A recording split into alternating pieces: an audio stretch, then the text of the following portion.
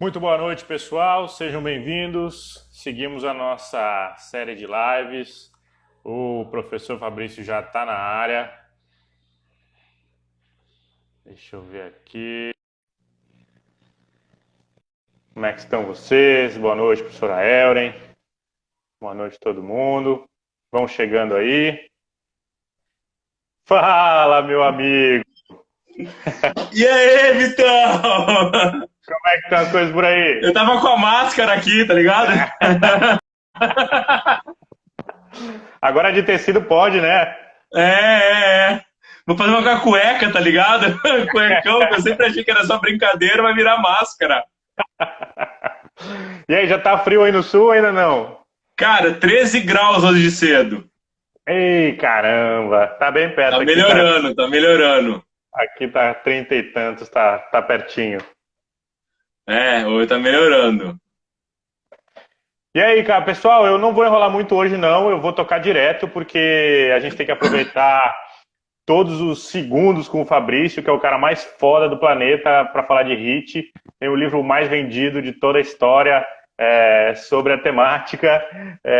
Já já ele fala aí sobre os livros, sobre o curso, sobre tudo que vocês podem ter acesso. Não esqueçam de procurar esse acesso, porque com certeza é um material de alta qualidade, né? Eu também não vou ficar rasgando muita seda aqui. O Fabrício sabe que eu sou. Daqui a pouco a gente tá chorando aqui, né? O Fabrício sabe que eu sou fãzaço dele, meu amigo de coração, alguém que eu tive a honra de conhecer, foi meu orientador e sempre será, né? E aí eu não vou ficar rasgando muita seda nesse sentido. Vou só pedir para todo mundo que está chegando para correr lá no meu perfil para ajudar na vaquinha, né? Para a gente comprar umas cestas básicas para as nossas velhinhas aqui dos nossos projetos. E aí, então, se quiser mais informações, é só chegar lá, clicar no link, tem toda a descrição lá, e aí ver se ajuda ou se não ajuda. A gente está fazendo um trabalho que eu acho bastante legal aqui, mas a gente precisa da ajuda da galera e é por isso que a gente começou com essa série de lives, né? Mas então, Fabrício, boa noite. Boa noite, meu aluno, beleza? Beleza. Vamos lá, Vitão, é eu um prazer estar vou. aqui contigo, cara. Tô bem feliz com a oportunidade, gosto demais de você. É um cara que eu tenho um carinho gigantesco, um exemplo de cara que eu peguei na lata do lixo e consegui colocar hoje como destaque. Então, tenho um orgulho gigantesco da tua trajetória e sou muito feliz de ver o profissional que você se formou e o homem que você tem se estruturado, se apresentado na sociedade como uma formador de opinião e com os teus posicionamentos. Então, sou muito orgulhoso do teu trajeto, do teu caminho e feliz de ter participado e até hoje participar dele, beleza? Já fiz a minha, chega. Feito, feito. Senão não, vai ficar emocional demais aqui o negócio. Mas então, a Antonella veio aqui te dar um oi, dá um oi, filha. A Antonella veio te dar um oi. E vamos lá, então, te apresenta aí para quem por acaso não te conhece, eu acho difícil. Não, acho que todo mundo me conhece, cara. Bem, meu nome é Fabrício Bosco Del Vecchio, eu sou professor na Universidade Federal de Pelotas, no Rio Grande do Sul. Fiz minha graduação, mestrado, doutorado na Unicamp, na Universidade Estadual de Campinas. Tenho 2 livros publicados sobre treinamento intervalado. Um deles chama HIIT, Como Dominar a Pressão do Treinamento Intervalado. Quem quiser me manda um inbox lá que, se tudo correr bem, Vitão, até o final desse mês, a gente completa 2.000 exemplares vendidos. Caramba, caramba, olha só. E aí me diz, já tem plano para a próxima edição, a edição Não, atualizada? Ainda não, por não? enquanto não. Eu estou com outros planos aí na frente. Eu tenho uma listinha ali de produtos, saca? Que eu vou seguir no meio à risca, assim. Então, reedição disso daí tá bem lá embaixo. Tá certo, tá certo. Então Por fica o isso é que recado quem aí. quiser agora é a hora, viu? Deve ter assim brincadeira, cara. Eu devo ter mais uns 40 aqui só. Caramba, e aí tem que pegar logo. Obviamente que eu tenho esse livro, ele é sensacional. E desde que nunca ouviu falar de HIIT, para quem já lida com a temática, ele atende a todos os públicos. Para quem trabalha como personal trainer na academia, com certeza vai ter muitos benefícios com a leitura. Mas, Fabrício, vamos me nessa. sacaneando comigo? Pediu pra Ah, sortear. Beleza, eu é uma boa ideia. eu posso fazer um leilão, tá ligado? A gente Pronto, racha. Leilão fechado. eu toco, sorteio não. Fabrício, a galera mandou algumas perguntas.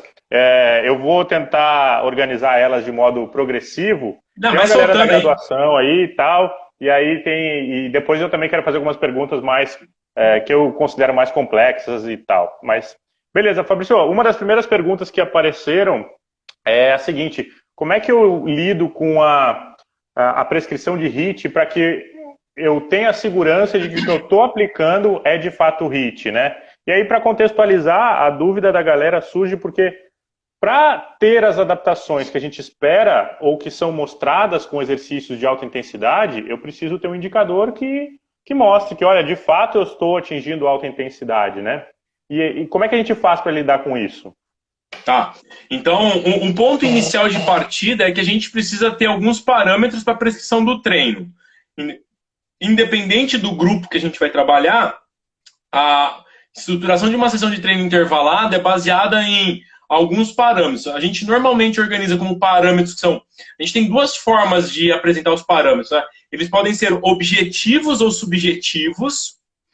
Subjetivo envolve as escalas perceptivas, 0, 100, 0, 10, 6, 20, escala de sorrisinho, etc. E a gente tem os parâmetros objetivos, que são os parâmetros que decorrem de análise da frequência cardíaca, consumo de oxigênio, velocidade, etc.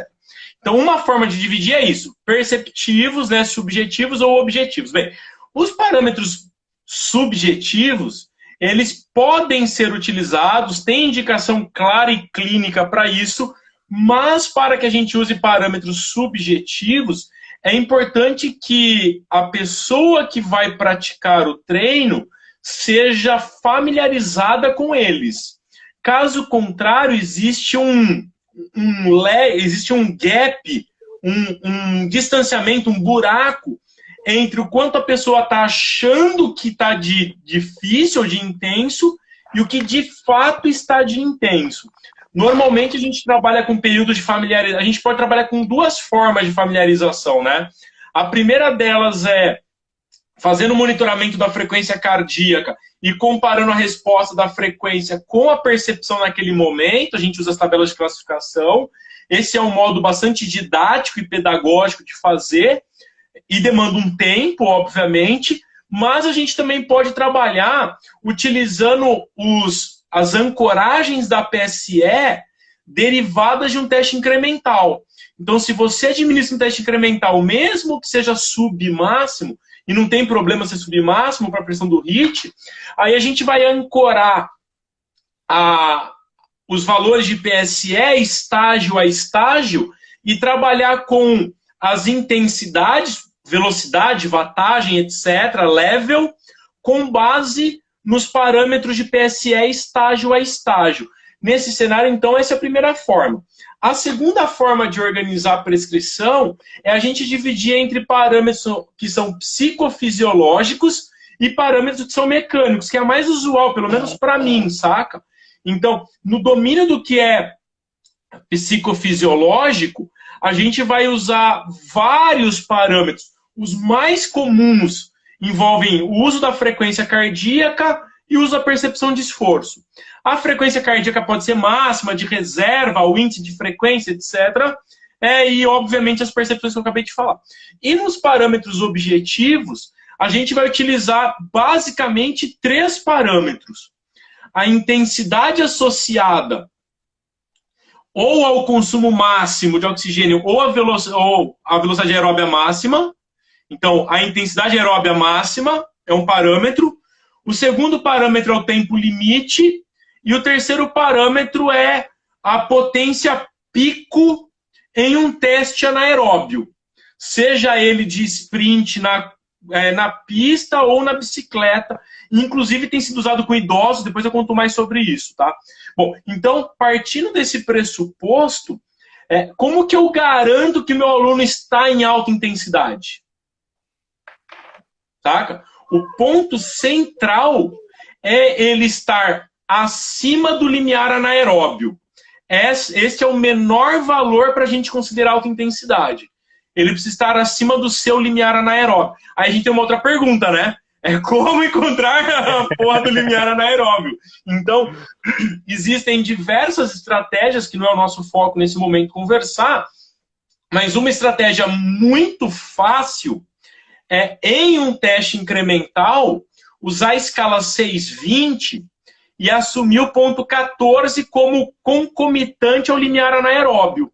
Então, aquela intensidade que a pessoa está e ela reporta 14 pontos na PSE, ela está próxima do limiar anaeróbio. Este é um modo razoável de identificação da intensidade mínima. Mas é importante saber, Vitor, que não é porque a pessoa está acima do limiar anaeróbio que ela já está fazendo um HIIT de modo certo. Por quê?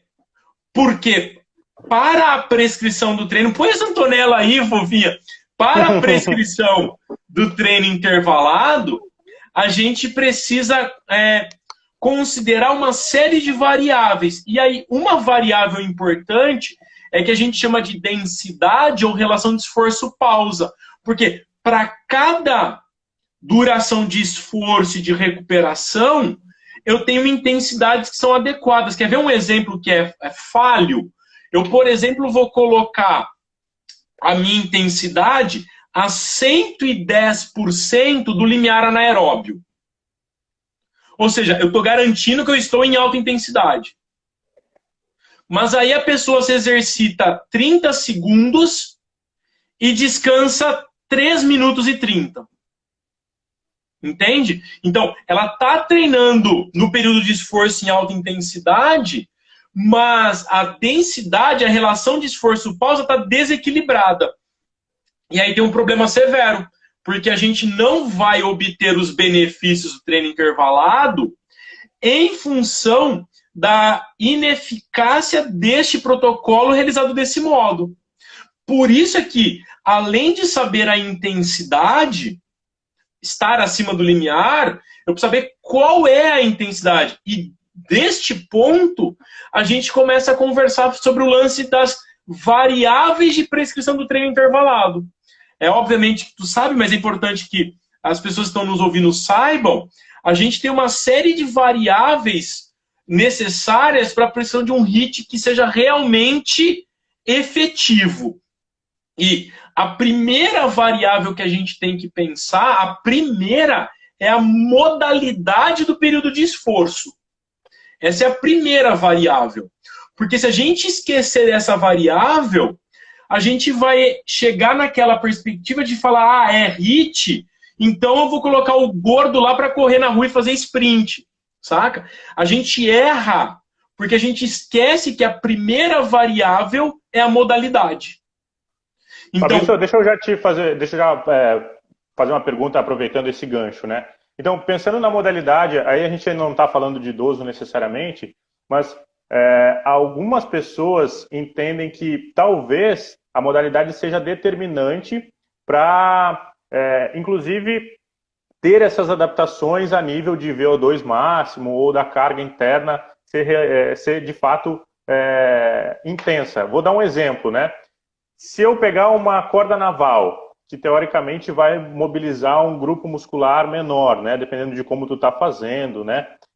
Será que eu consigo atingir esses valores de carga interna a ponto de chegar com um consumo máximo de oxigênio relativo ao HIIT? Ou eu precisaria de maior mobilização de massa muscular?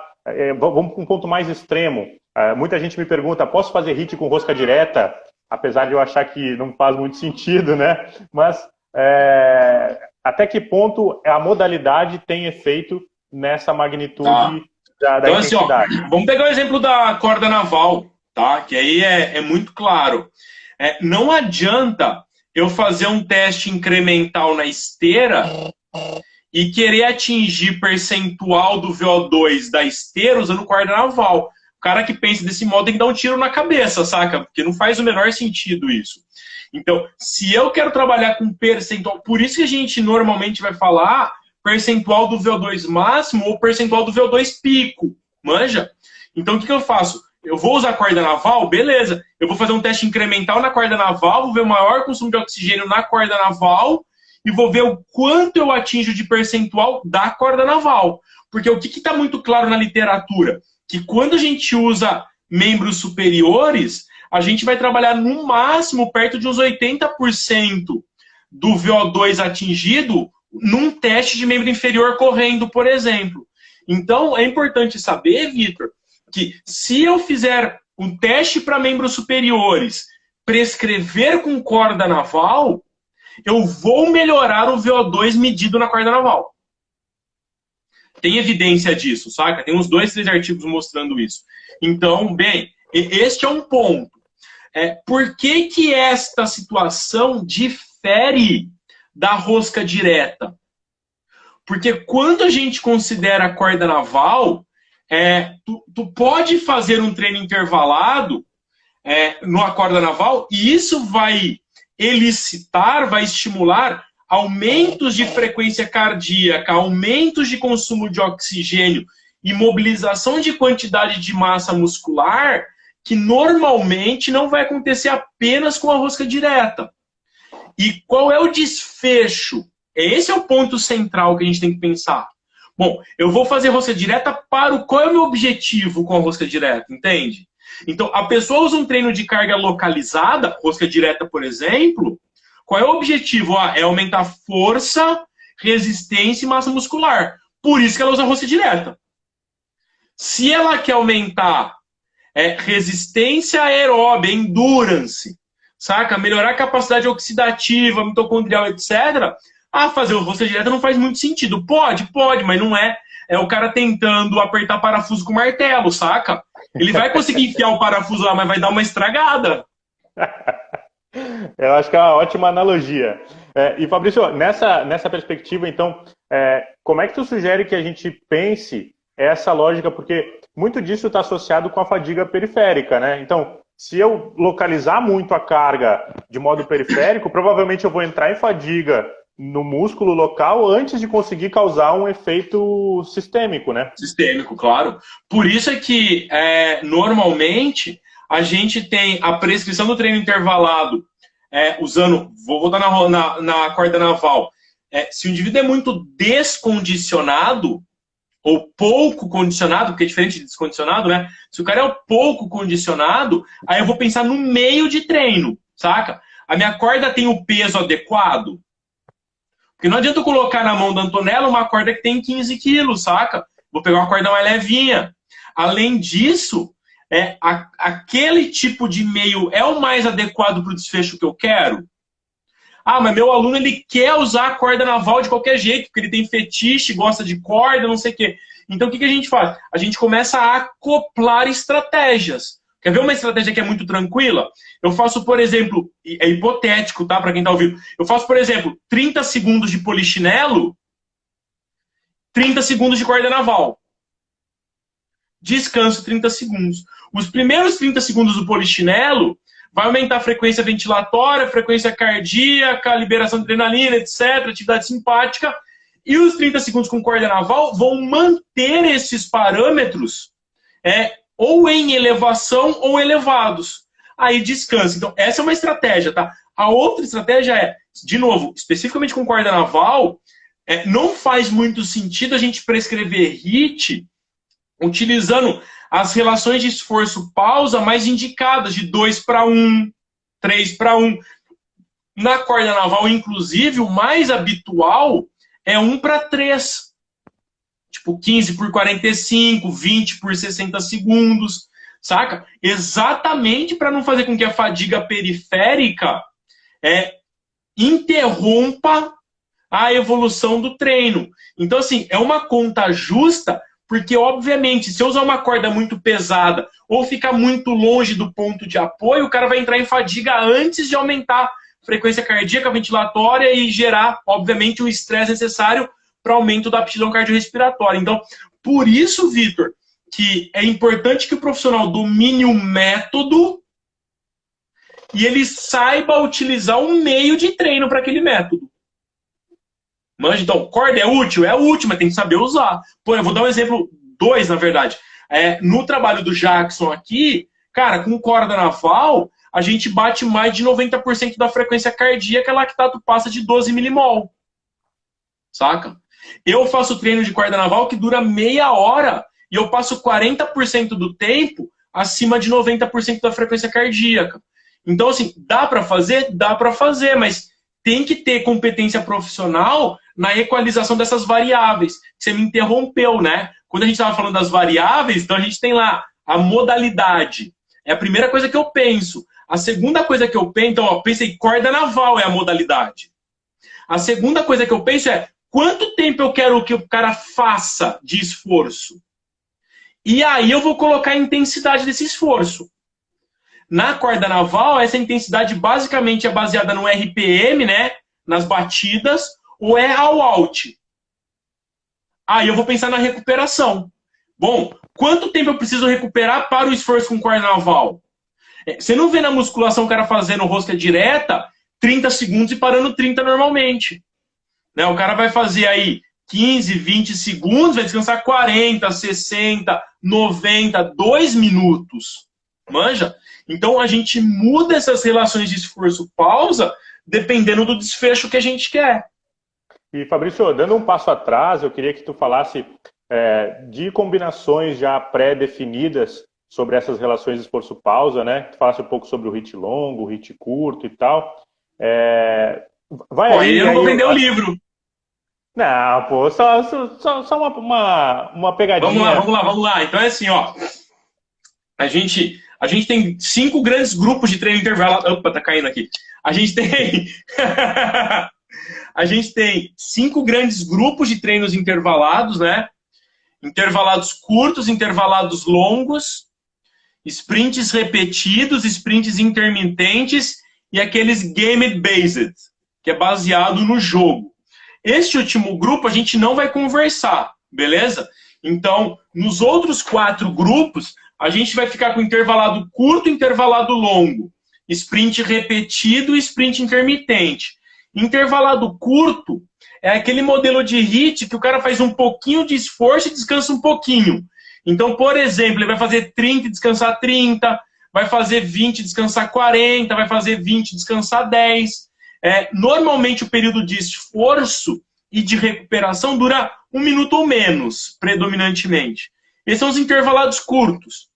Os intervalados longos, que são inclusive mais eficazes na maior parte das vezes, são aqueles que o período de esforço é maior. Então, 1 minuto e meio por 1 minuto e meio, 2 minutos por 2 minutos, 2 minutos por 1 minuto, 6 minutos por 3 minutos, 8 minutos por 2 minutos. É comum ter também. É que a galera não sabe prescrever, mas é comum ter. Então, esses são os...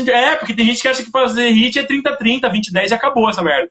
Então, assim, os intervalados longos, eles reconhecidamente proporcionam aumento superior na aptidão aeróbia e os desfechos associados à modificação de composição corporal, dependendo da forma como a gente analisa os dados, também geram resultados bastante eficazes. O problema é que o intervalado longo, ele é muito desgastante, o impacto no sistema nervoso autônomo, né, no dano muscular, o estresse orgânico é muito maior do que o intervalado curto.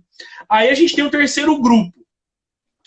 O terceiro grupo são os sprints repetidos. É aquele modelo de treino que a gente faz um tempo bem curtinho no começo e a intensidade é muito alta. Normalmente a gente faz o máximo que a gente consegue. Então, por exemplo, o cara vai fazer 10 segundos o mais rápido que pode, 15 o mais rápido que pode e vai descansar também um pouquinho. Então vai descansar 25, 30 segundos. Existem alguns modelos de intervalados, depois eu vou falar dos modelos em geral, né? De sprints repetidos, que são muito eficazes para aumentar a aptidão aeróbia e também para ajudar na redução de gordura corporal. Já falo dos modelos de treino. E aí o quarto grupo são os sprints intermitentes. Nos sprints intermitentes a gente tem tempos de esforço que vão aí normalmente de 20 até 30, 40 segundos e também são muito fortes. Normalmente o máximo, normalmente, não sempre, normalmente o máximo que a pessoa pode, e as recuperações são longas. Recuperações de 3 minutos, 4, 5, 7 minutos. Então, pensando em modelos, normalmente eu nunca falaria isso numa live, beleza? Nunca falaria isso numa live. Mas é contigo, então vai facilitar esse esquema. Tanto para intervalados curtos quanto para intervalados longos, normalmente, não é sempre, normalmente, quando a relação de esforço-pausa é de 2:1, por exemplo, 30/15, 20/10, 40/20, a melhor intensidade, especialmente nos intervalados curtos, obviamente, a melhor intensidade é 110% daquela associada ao consumo máximo de oxigênio. Então, eu vou colocar 110% da IVO2, porque eu tenho maior tempo lá e maiores valores percentuais de consumo de oxigênio. Quando eu coloco 1:1, 30/30, 20/20, 40/40, e a recuperação é passiva também, idealmente a gente deve usar 120%. Aí, normalmente, quando a gente vai usar 100% nos intervalados longos, 90%, 100% nos intervalados longos. Os sprints repetidos, como eu estava falando anteriormente, eles são muito úteis, especialmente em modalidades coletivas, né, de invasão ou não, handball, futebol, rugby, futsal, basquete, etc., e modalidade de combate, por causa da dinâmica estrutural da modalidade. Então faz muito forte para um pouquinho, muito forte para um pouquinho, etc. Então, esses são os 4 grandes grupos: intervalados curtos, intervalados longos, sprints repetidos e sprints intermitentes. Fabrício, deixa eu fazer um link com o que tu estava falando antes. Na prática, tu recomendaria que o sujeito usasse a perda do desempenho na modalidade para ajustar a relação esforço-pausa? Então, por exemplo, o sujeito se propôs a fazer um sprint de 1 minuto de corda naval, mas ele está percebendo que o aluno dele bateu 30 segundos, caiu muito o número de batidas, as repetições por minuto. Está na hora de rever a modalidade? Está na hora de rever a relação esforço-pausa? Tu acha que esse é um bom parâmetro para a galera? Depende do que você quer de desfecho, saca? Se você quer que teu aluno fique frustrado, mal-humorado, que ele não tem aderência ao treino, mantém e fica gritando para ele fazer, saca? Se você quer que ele tenha vínculo... bonecão do posto, né, velho? Então, se você quer que ele tenha vínculo afetivo, se sinta capaz de realizar, eficaz, era bom a gente rever. Aí, qual que é a minha sugestão? Isso não é muito comum, mas é possível fazer. A gente trabalha com cargas variáveis. Então, por exemplo, eu planejei 1 minuto de esforço. Vou chutar, tá? Já que você deu esse exemplo. Eu vou colocar... Eu vi que o cara se matou nesse 1 minuto. No primeiro 1 minuto. No primeiro. Aí eu vou trabalhar com a recuperação de 1 minuto também. Aí no próximo sprint, eu faço 45 segundos. E deixo 1 minuto e 15 de recuperação. Saca? Eu mantenho o bloco de 2. E aí eu vou trocando, vou tirando um pouco do esforço, aumentando a recuperação. E aí eu posso fazer, a segunda e a terceira série de 45 por 1,15. Aí eu avalio, na quarta série, ao invés de fazer 45, ele faz 30 e descansa 1,30. Na quinta, mesma, saca? Isso é possível. Você pode, inclusive, fazer só 30 segundos, é uma outra estratégia. 30 de esforço, por exemplo, você não errou, você meteu certinho. Pensou em 30 de recuperação. Aí viu que o teu aluno, você pesou a mão errado, o aluno moeu nos 30. Mete o próximo esforço de 30, mas dá 45 de recuperação. Mete o próximo de 30, mete 1 minuto de recuperação, saca? Então a gente chama de recuperação progressiva. Isso é possível de ser feito também. Né? São modelos de treino intervalado, que vão para o próximo curso, que não são muito comuns no meio científico. Tem pouco estudo, existem estudos, mas são poucos os estudos que falam sobre esses métodos, porque é duro da gente conseguir fazer isso, Vitor, tu sabe tão bem, no meio científico, entende? Como é que eu vou padronizar para o sujeito A, B, C e D a mesma estratégia? Saca? Perfeito. O que me vem à memória agora são aqueles modelos que colocam um limite de frequência cardíaca de recuperação, né? Então, o sujeito Quando voltar para 120, ele passa para o próximo sprint. O que Sabe vai gerar que pausas variadas, né? Então, a gente chama de recuperação variável, né? Aí o que Isso. acontece? Quando eu estava escrevendo um livro de HIIT, eu li em um artigo na Strength and Conditioning Journal que o cara deveria recuperar até chegar. Entra! Agora. Olha aqui! Quem chegou, ó! Ó, tio Olá, Victor! tudo bem? Como que tu tá? Eu tô bem. E você? Tudo ótimo. A Antonella estava aqui agora há pouco, agora que ela saiu. A gente trocou de lugar. É. Ela saiu e você chegou. Me diz uma coisa, Helena, tu ainda tem teu canal do YouTube? Faz propaganda aí. Você tem canal no YouTube? Aham. Como chama teu canal? Helena Delvecchio. Helena, então, pessoal, vamos lá se inscrever, curtir. Como é que fala, Helena, para chamar para o pessoal se inscrever? Uma que forma? Não se esqueça de acessar o meu canal, tocar o sininho aí. Vai, Tchê. Como você fala no final do vídeo? Não se esqueça de se inscrever. Não se esqueça de se inscrever no meu canal. Tocar o sininho para ativar as notificações. Pra não perder nenhum vídeo novo. Para não perder nenhum vídeo novo. Que ótimo, que ótimo. Então o pessoal já está avisado aí. Tchau. Tchau, tchau. Então, assim, aí, cara, eu peguei um artigo lá, é Sharp o sobrenome do autor, né? E, nossa, tem uns comentários que eu precisava desabilitar aqui, porque tá ânsia de fome. E aí, o que acontece? Me ensina a desabilitar aqui o... Não, desabilita não, deixa aí que eu vou rindo. Tá. Enquanto continuar assim, eu devo continuar vendendo essa merda. Aí, o que acontece? O cara fala, não, ó, tem que recuperar até 130 BPMs.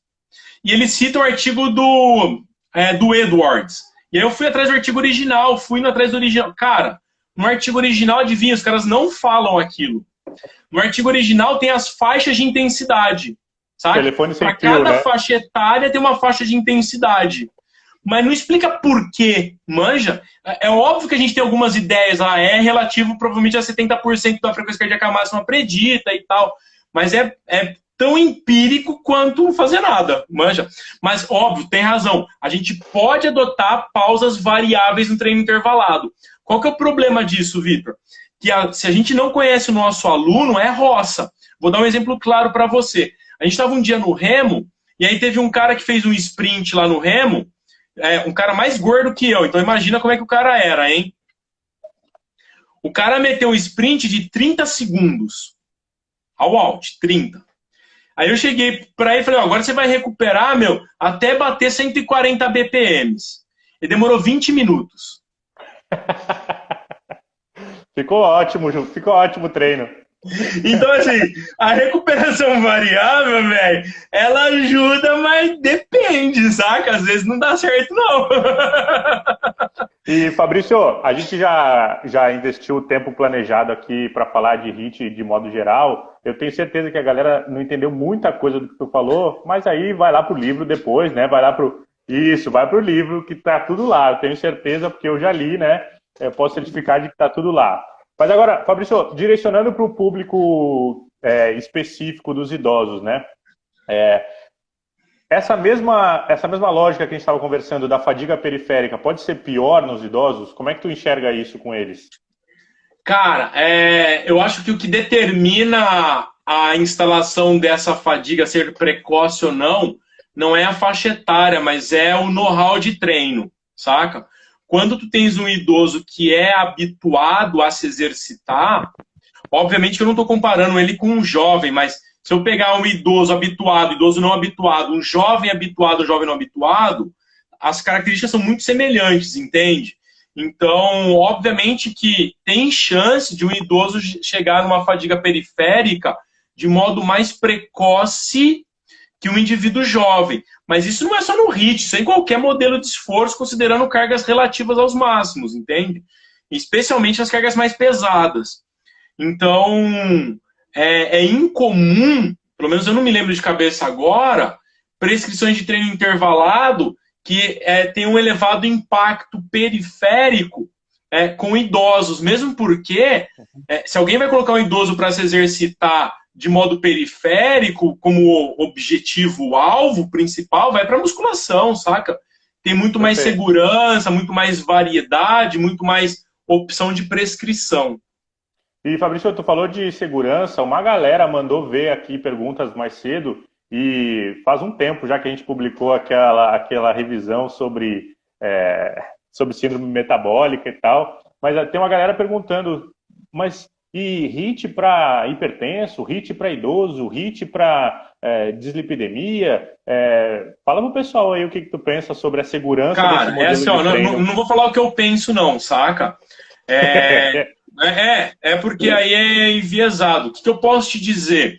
Na aula que eu estou dando de alta intensidade para grupos especiais, eu tenho perto de uns 20 slides de meta-análises, saca? De estudos que consideram outros estudos, mostrando que o treinamento intervalado de alta intensidade é seguro para cardiopata, é seguro para diabético, é seguro para hipertenso, é seguro para quem tem problema respiratório, é seguro para quem tem síndrome metabólica. O que não é seguro é o profissional.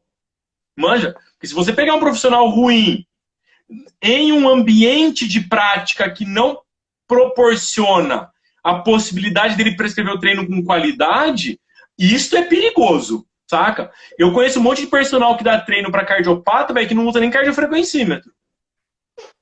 E isso é muito mais perigoso que o modelo de treino, saca? Por favor. É igual o cara... Bom, enfim. Então, esse é um ponto, saca? O outro ponto é que já existem vários artigos na literatura mostrando que, do ponto de vista da segurança, o treino intervalado é factível. Inclusive, faz pouco tempo agora que saiu um pronunciamento do American College dizendo isso. Saca? Que o treino intervalado de alta intensidade, inclusive, gera benefícios superiores em populações com doenças crônicas, quando comparado ao contínuo moderado. O problema, é que a gente, assim, tem profissional que não sabe prescrever, tem profissional que vai pra guerra sem arma, saca? O cara vai dar treino para um sujeito com síndrome metabólica, ele não tem glicosímetro, ele não tem esfigmomanômetro, ele não tem cardiofrequencímetro, e ele ele se promove na internet falando que ele é especialista em populações especiais. Aí complica bastante, né? Aí não tem como, velho. É o cara que vai pra guerra sem arma, saca? Não, é sério, Vitor, é sério. E não é só quanto à segurança, né? Porque acaba sendo uma mentira. Tu acabou de falar de tantos parâmetros de controle para garantir que a intensidade está alta.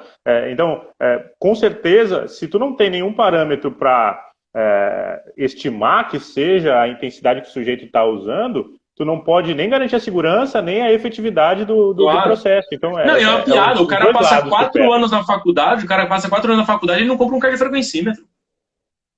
Exato. Saca? Mas aí, Fabrício, pensando no idoso de novo, eu tenho certeza que essas reflexões sobre segurança, sobre efetividade com o idoso, elas devem considerar um modelo de progressão, né? Então, sim. Como é que tu tem pensado, e aí, claro, eu tô falando como é que tu tem pensado, porque eu tô considerando todas as tuas leituras, né? Como é que tu tem sintetizado as recomendações de progressão para o idoso? Cara, normalmente, os estudos que a gente acompanha, que eu vou observando, trabalham basicamente com aumentos na quantidade de sprints. Então, começa com uma quantidade menor de sprints, e aí a progressão vai tanto por tempo de esforço, né? O sprint de 30 segundos para um sprint de 45, por exemplo, quanto o número de sprints, de 5 para 7 sprints, de 5 para 6 sprints, na próxima semana de 6 para 7, então a gente aumenta a duração dos esforços e o número de sprints. Esses são os dois principais modelos utilizados com idosos, né? E aí especificamente de idosos, tá? Eu quero falar mais 2 coisas com idosos, antes de você avançar rapidamente. Quando a gente fala de HIIT com idoso, de tudo que eu tenho... Tô pensando no idoso típico, tá?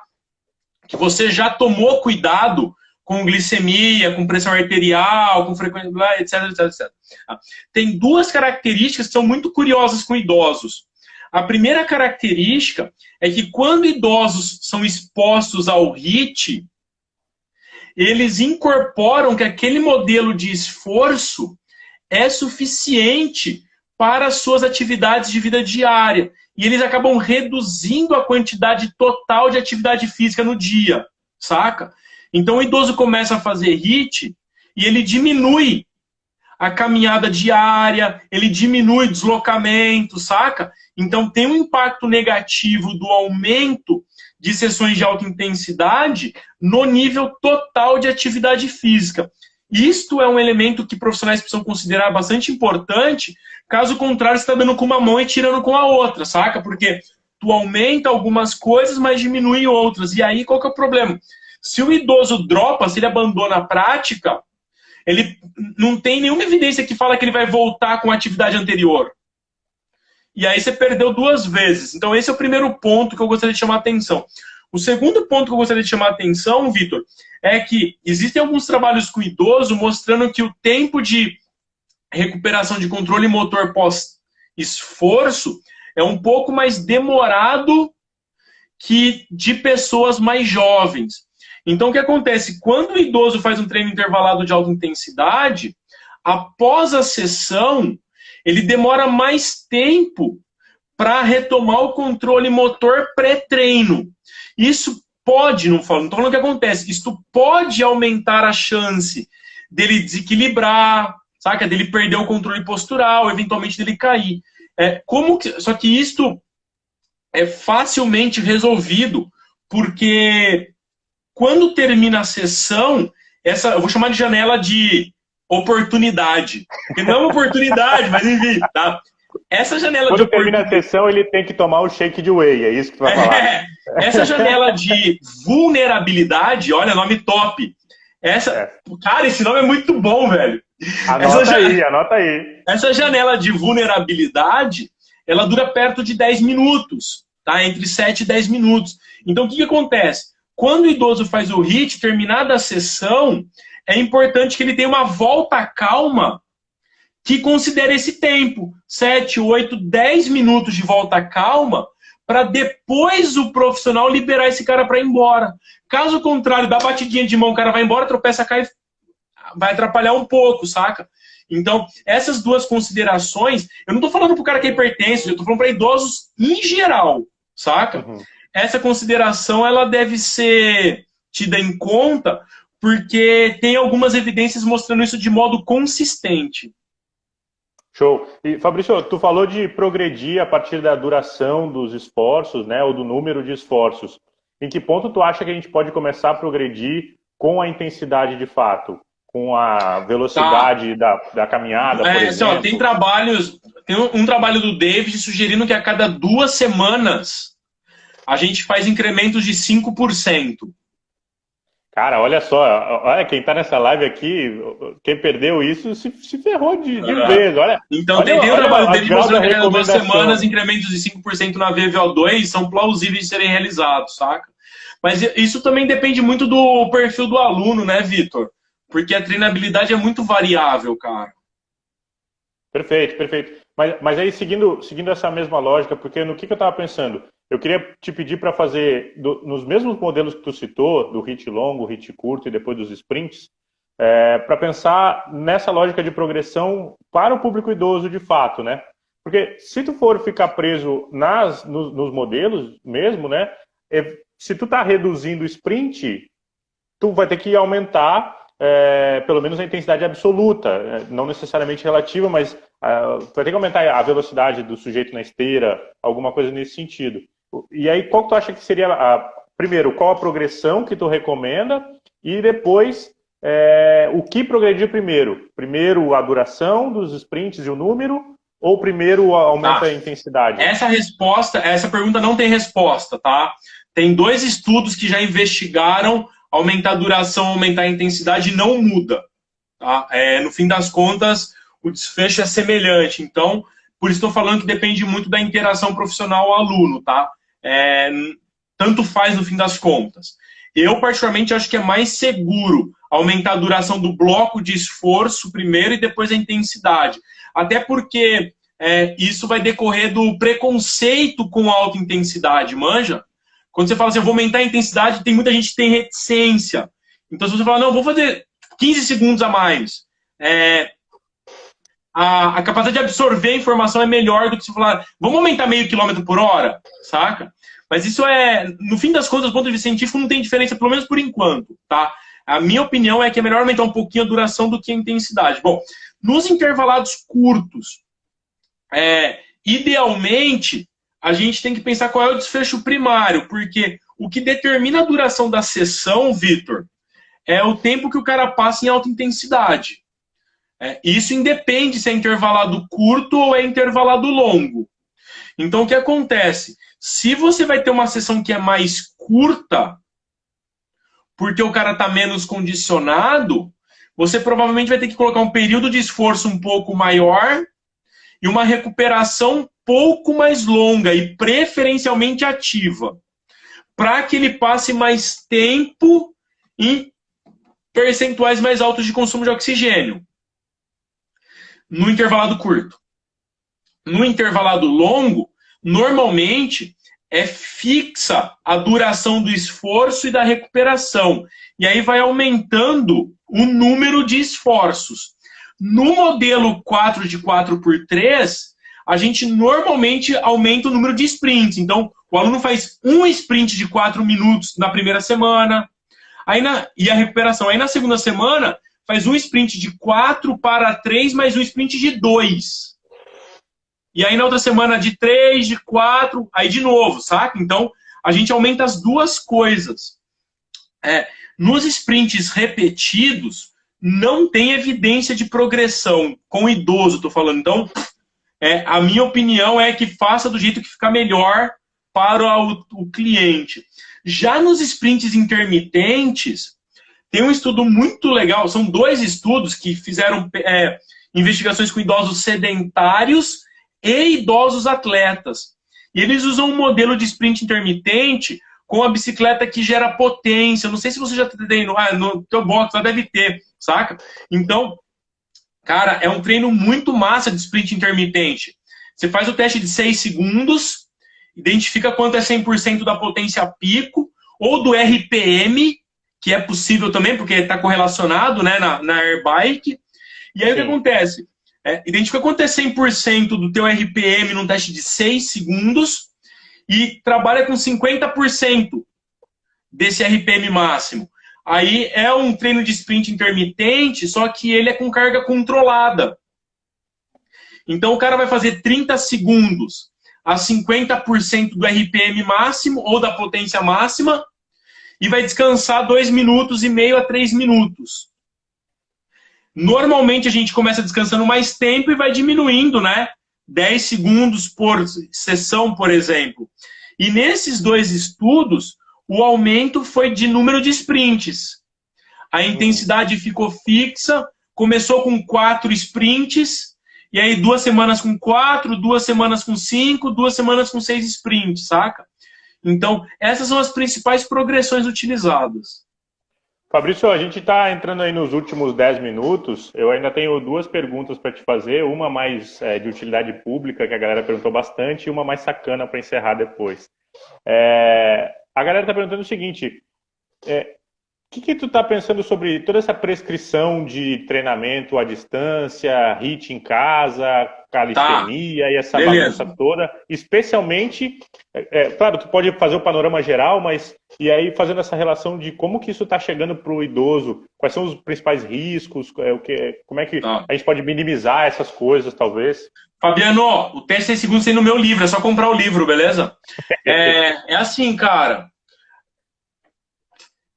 5 milhões de pessoas por ano no mundo morrem porque não fazem bosta nenhuma. Saca? Apenas 2 semanas de inatividade física para idosos já são suficientes para diminuir em 10% a aptidão cardiorrespiratória e em mais de 15% a qualidade muscular. Acabei de escrever um artigo com o Pedrinho agora mostrando isso por causa do cenário atual. Saca? Então, eu não tenho a menor dúvida que estimular atividade física e exercício físico doméstico é a função mister do profissional, saca? Eu não tenho a menor dúvida disso. A gente deveria ter canais de comunicação para que as pessoas sejam fisicamente mais ativas. Inclusive no cenário atual. Aí o que acontece? A gente começa com gerenciamento e gestão de risco. O que é menos arriscado? Então, por exemplo, quando eu vou fazer uma comunicação e eu quero que tenha atenção do idoso, eu vou colocar lá em cima no headline, no título, para idosos. Manja? É importante que o profissional tenha um canal de comunicação dizendo, ó, isso aqui é para idoso, isso aqui é para pessoas treinadas. Porque, Vitor, eu não sei aí, cara, mas eu conheço idoso que é 10 vezes melhor que meus alunos da faculdade treinando. Saca? Aqui então, também, muita gente fala de idoso como um cara frágil que tá para morrer. Cara, porra nenhuma, velho. Tem um monte de cara de 65, 70 anos aí que tá virado na testosterona muito melhor que esses moleques jogando LOL o dia inteiro. Saca?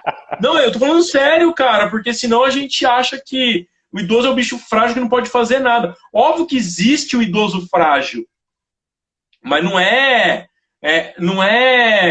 condição sine qua non, manja? Então para mim é isso, cara. Particularmente eu acho que os profissionais deveriam ter isso mais vivo no seu cotidiano. Obviamente que eu nem sei se esses treinos estão chegando para os idosos, inclusive. Esses dias eu fiz uma postagem lá com um treino funcional, com um treino, desculpa, para idoso, e um monte de gente mandou direct falando, eu vou encaminhar para minha mãe, vou mostrar para minha avó, vou falar para o meu pai fazer. Fiz com a minha tia, saca? E assim, ó, tudo bem. Tem gente que vai se machucar treinando? Vitor, as pessoas morrem dormindo, velho. É verdade. Saca? E, Fabrício, tu acha que isso é um caminho sem volta? Tu acha que depois dessa pandemia toda, essa relação pela internet, essa relação da prática em outro ambiente, esse estímulo para práticas em casa mesmo, tu acha que isso fica ou... eu acho que eu acho que é oportunismo. Uhum. Eu acho que é transitório. Eu acho que tem uma galera que vai continuar a fomentar isso, mas eu acho que a maior parte canais, mas eu acho que a maior parte das pessoas vai voltar para a zona de conforto. Beleza. Fabrício, eu vou fazer a última pergunta aqui, depois a gente faz aí a propaganda do livro, a gente faz... Vai lá, manda ver. A gente pede pro pessoal ajudar na vaquinha e tal, mas já tá pedindo. Então, é a ideia, né? A minha dúvida é a seguinte, para quem está assistindo aqui e está pensando, poxa, legal, tal, vou fazer HIIT com idoso, mas também tem o contínuo que talvez seja mais fácil, seja para quem é mais preguiçoso, seja mais tranquilo, vai lá e recomenda a tal da caminhadinha sacana lá, de boa. Por que os profissionais deveriam ser encorajados a prescrever HIIT ao invés de prescrever contínuo, por exemplo? Tá. Se é que deveriam. Então, é complicado o contexto, tá? Não é tão simples a resposta. Para o idoso que nunca fez nada, se você tem a oportunidade de convidá-lo à prática, eu prefiro que convide para a prática com atividades que geram um menor estresse social e biológico, saca? E que assim que essa pessoa se vincula à prática, o processo de esclarecimento, o processo de decisão, de capacitação quanto à informação, bombardeie para falar que existem outras práticas que são melhores. Mas eu particularmente acho que, tirando investigações científicas, eu não acho que o mais sensato é meter de cara o idoso fazendo HIIT. Eu acho que o mais indicado é tirar esse cara do sedentarismo.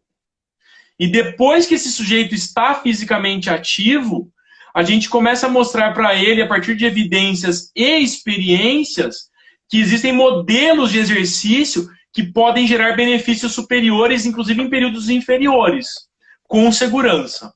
Essa é a minha opinião.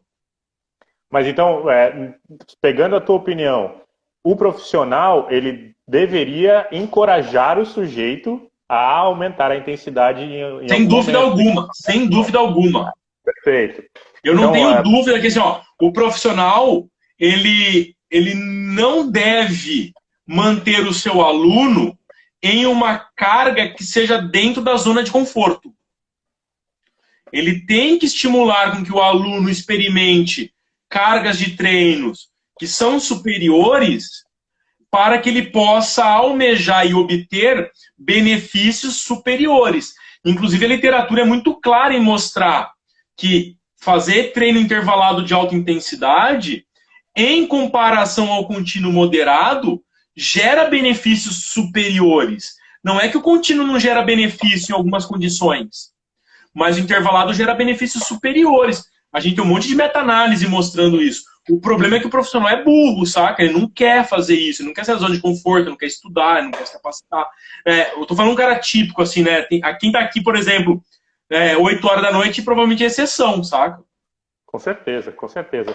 E vale lembrar também, abrir a mente do pessoal que não é porque é intervalado que precisa ser de alta intensidade, né? Talvez o moderado, o intervalado também seja uma opção dentro de tantas outras para ajustar para cada tipo de idoso. Talvez tenha idoso para o cara começar. Talvez o idoso não consiga fazer algo longo e contínuo, né? Talvez mas assim, tem os modelos de caminhada intervalada. Os modelos de caminhada intervalada são extremamente úteis. Tem uma série de trabalhos mostrando benefícios bastante acentuados só de alternar o ritmo de caminhada, caminhar forte e fraco, e desse jeito, saca?